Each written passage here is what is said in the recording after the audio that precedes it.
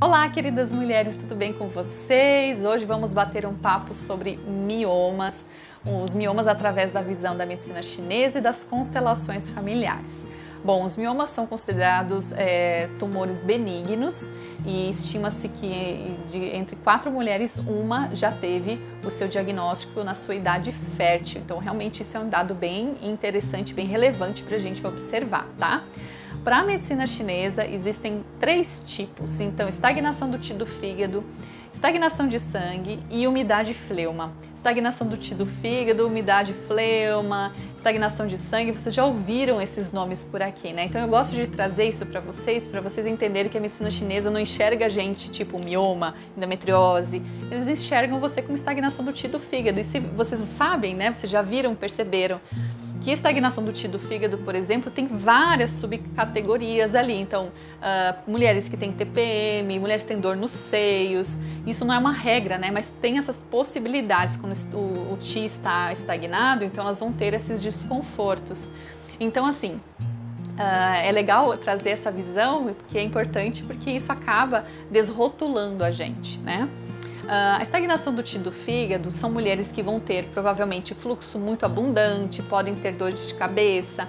As massas, né, que são os miomas, elas conseguem deslocar, né, ou a palpação, né, do profissional, a gente consegue fazer um leve deslocamento. Então, a dor de cabeça é bem comum, irritabilidade também, e muitas mulheres que têm essa estagnação do Qi do fígado, muitas vezes elas já têm um yang do rim deficiente. O yang do rim também tem a ver com a progesterona, com essa base, tem a relação com o masculino, né? Tem mulheres que têm endometriose, que têm estagnação do Qi do fígado, e eu já trouxe esse bate-papo aqui para vocês sobre essa relação do masculino. Então, assim, eu percebo também ao longo do meu trabalho, enfim, da minha carreira, que como realmente tem muitos sintomas que têm uma associação bem importante com o masculino, com essa questão dos medos que a gente carrega, de repetir os padrões das nossas ancestrais, o medo dos abusos, o medo do controle. Então, o que acontece? Essa mulher, né, que tem o perfil de estagnação do Qi do fígado, ela tende a ser mais controladora. Lembrando aqui, né, gente, que eu não falo isso como algo taxativo.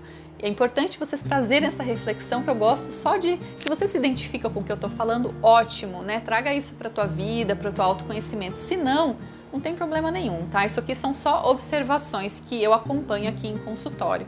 Então, a estagnação do Qi do fígado, geralmente, então, são mulheres que entenderam que precisaram controlar tudo para poder dar conta de tudo, né? Então, são mulheres que viram também nos lares delas, em casa, com a mãe, com a avó, que foram mulheres que precisaram dar conta de muitas coisas, que se não fossem elas, elas não estariam vivas aqui hoje, você não estaria viva aqui hoje.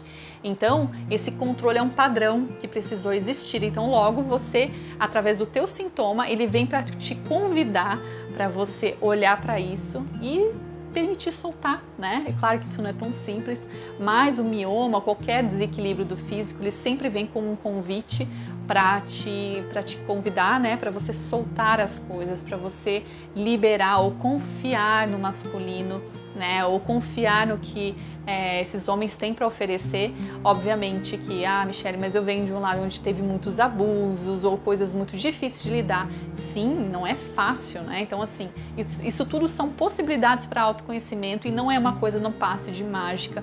Tudo isso requer um tempo e um processo para você ir soltando e liberando também, tá? Eu tô falando de uma forma bem superficial aqui, só para vocês entenderem a linha de raciocínio, como um processo terapêutico pode te ajudar através do teu sintoma do mioma, por exemplo.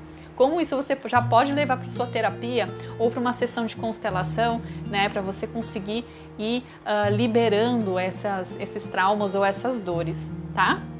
Então, tudo que, estagnação do Qi do fígado, estagnação do sangue, umidade e flema, são tudo coisas paradas, estagnadas, velhas, antigas, né? Por isso que eu gosto também de fazer uma associação com os miomas como mágoas, coisas guardadas, coisas antigas.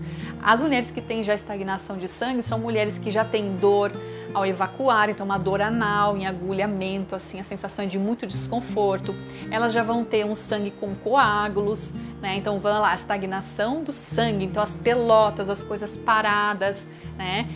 Também podem apresentar dor de cabeça, ciclo irregular, ciclo abundante também pode existir aqui. né? Então é importante vocês observarem. Claro, o que vai separar um do outro, né? Eu tenho um, pode ser que você tenha os três, né? Então a gente vai observando através da análise da medicina chinesa, tá bem?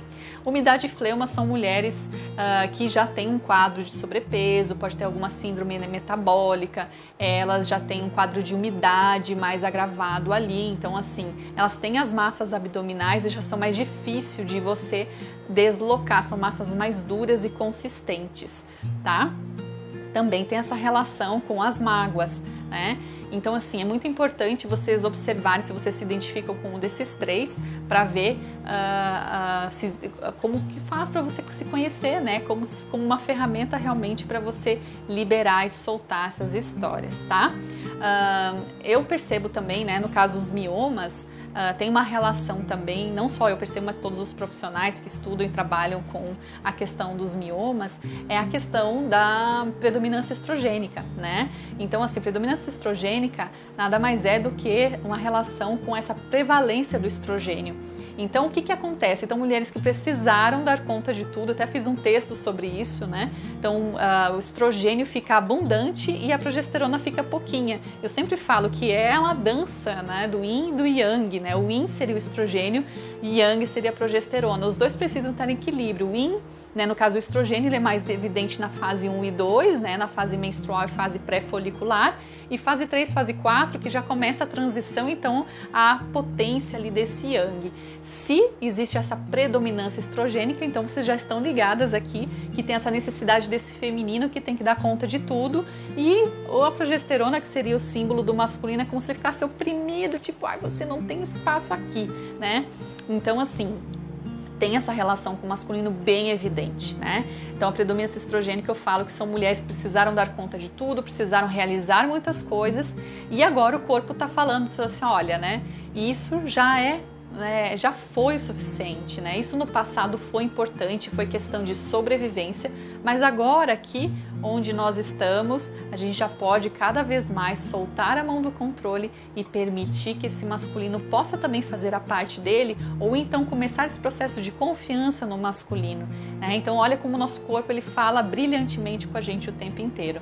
A questão da predominância estrogênica tem a ver também com o consumo de alimentos que não são orgânicos, o estilo de vida estressante das mulheres, a alimentação que tem também que é rica em farinhas brancas, açúcares, uma alimentação mais inflamatória, o consumo de xenoestrógenos, né? Então, assim, xenoestrógenos são também as coisas que estão disponíveis nos plásticos, então é importante vocês observarem o que vocês consomem, né? O plástico, por exemplo, que são ricos em BPAs, né, que então são os parabenos, petrolatos, alumínio, né? Então ficar atento com os desodorantes que vocês usam, né? Porque o desodorante tem alumínio, ele tranca a questão ali da nossa transpiração, né? Os absorventes também ecológicos, que estão também cheios de plásticos, então é importante vocês começarem a permitir que a sua menstruação ela venha de uma forma mais livre, né, e mais equilibrada. Então, primeiro passo, como fica muito em contato com a vagina esse absorvente, isso também já é algo bem importante a considerar. As primeiras mudanças, eu acredito assim que são mais importantes começando com os seus absorventes, né, que isso já é um passo muito interessante. Aí depois você vai partindo aí, a alimentação é algo muito importante, as panelas que você usa, os utensílios de cozinha, os plásticos e por aí vai, desodorante, produto para casa, enfim, tudo isso são pontos bem importantes, tá? Claro que, né, tá tudo interconectado, então eu sempre gosto de trazer essa luz para o olhar da medicina chinesa, o olhar também da nossa alimentação, a parte emocional. E aí a constelação familiar também fala que os miomas são crianças que não puderam vir, como se fosse então realmente elas, como eles ficam ali na região abdominal, ali no útero, próximo na região ali, nessa região do útero, na zona do útero ali. Então esses miomas, eles são como se fossem crianças que tentaram vir e não conseguiram, né? Então como se fossem pequenos fetos, né? O Bert Hellinger fala que são essas crianças que gostariam de ter vindo e não vieram. Então, dependendo da quantidade que você tem também desses miomas, é importante também você fazer um movimento na constelação de inclusão desses miomas, né? De incluir essas crianças no teu sistema, né? E uma constelação familiar pode ajudar muito vocês aí a fazer esse processo de liberação e ajudar então vocês a terem mais qualidade de vida, ou então também ter aí o seu bebê, né? Tem muitas mulheres que não conseguem engravidar ou não conseguem ter a sua gestação não consegue ser mais contínua, não consegue ter uma gestação contínua porque os miomas acabam interferindo nessa dinâmica. Então, assim, é importante vocês observarem qual quadro você está e aí, a partir disso, trazer e procurar a medicina chinesa, fazer acupuntura, cuidar da alimentação, fazer uma constelação, tudo isso, e terapia também, que eu acho fundamental para ajudar você a equilibrar o teu corpo e as tuas emoções, tá bom? Espero que essas dicas sejam válidas para vocês. Aqui nos comentários, aqui no texto eu vou escrever para vocês as dicas de chás e de florais e de óleos essenciais que podem ajudar vocês nessa caminhada, tá bom? Um grande beijo para vocês!